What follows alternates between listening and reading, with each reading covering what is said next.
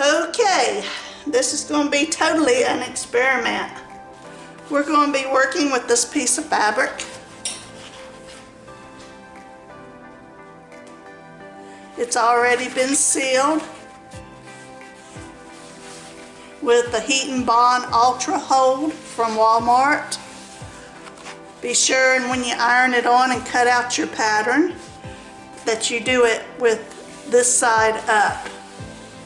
Don't do it on the back. You want all the fuzzy from the material to stay flat. You see how shiny that is? We want some mountains back here and some sky. It looks like the sun's setting, so we need to go with some kind of orange and purple sky. I haven't quite figured out how I want to do that yet. I think I'm going to try and do a swipe for the sky. But we need to, let's see, the mountain will be over the sky. So we need to do the sky first. My mixture is 1 part paint, 1 part Floetrol, and about 30% to 20% water. I want a little sail action with my sky, so I'm gonna add some silicone to my paint. I don't use any kind of covering over my countertop. It's quartz, nothing sticks to it. I just wash it down with a paper towel when I'm done. I also use all my paint that comes off the sides and scrape it and put it in a container for my next project. It's wonderful. Feel free to fast forward while I prepare my paint. I know that can be boring sometimes to watch somebody just stir, stir, stir. My paint's the consistency of honey. So let's begin and hope this works.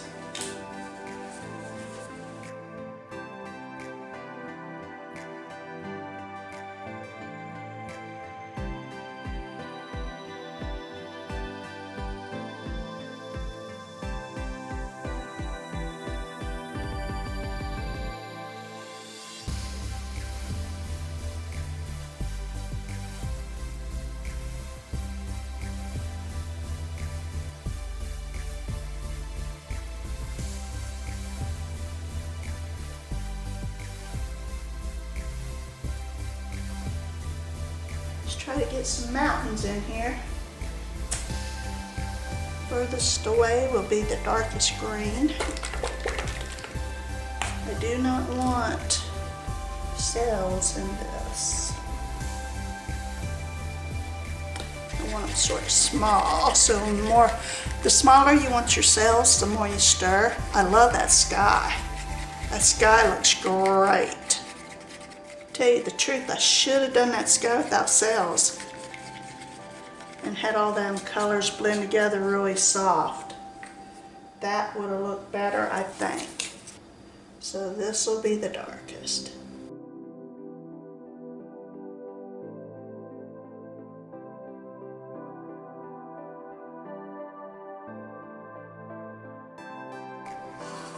I always save my colors, never know when you might need this.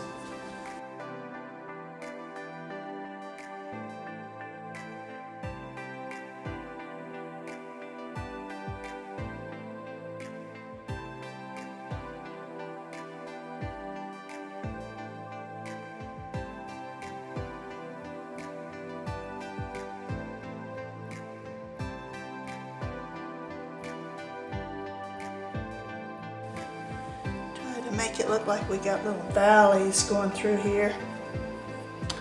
Now we're going to scrape that top, try to smooth out them cells. I want that sky to be blended better.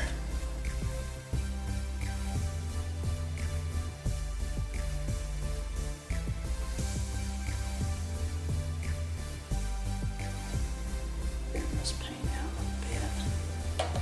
Ooh, look at that. Good idea.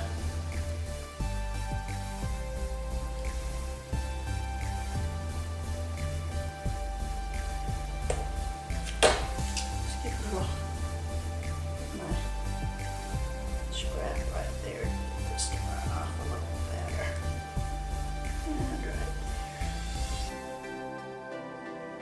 That's why you use that scrap paint. Save it.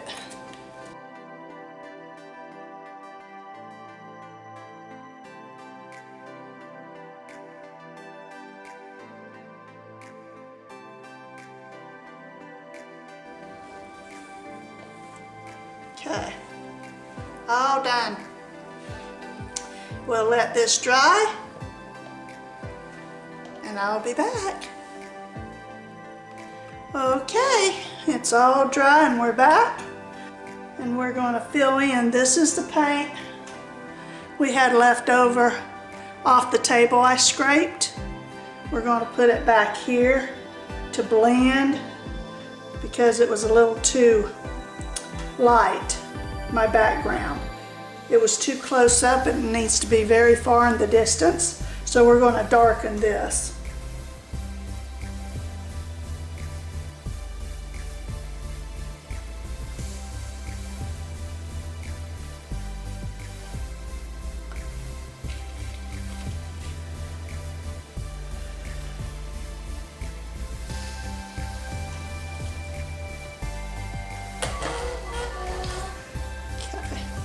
Now we're going to put glue on the back of our picture. This is the front, this is the back.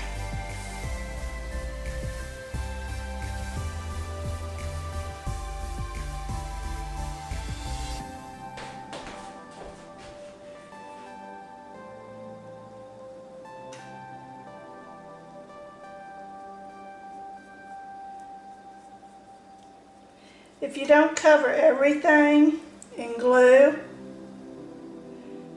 it'll show air bubbles underneath. So you gotta glue it good.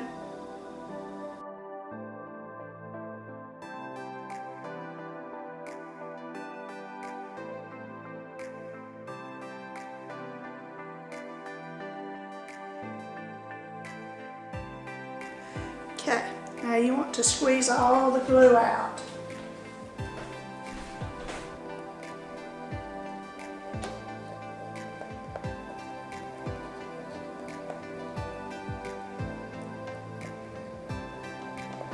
Take a wet towel and gently wipe off the glue. Take a dry paper towel.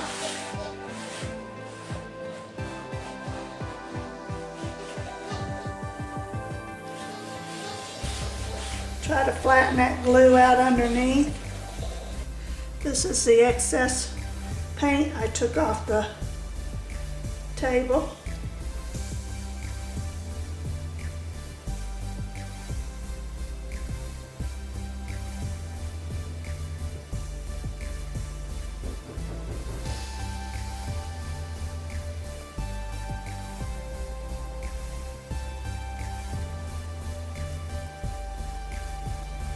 See all the colors?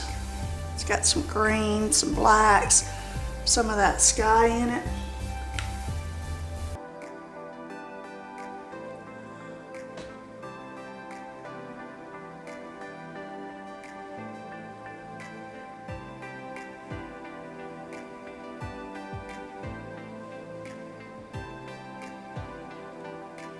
I love that sky and the mountains. Came out so good.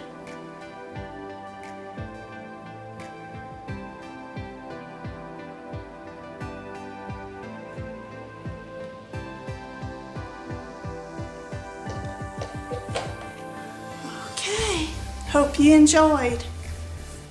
Elmer's white glue, that's all you need to glue it down. Takes 24 hours to dry. Be sure and you rub it good to get all your bumps out. As it dries, it'll flatten even more.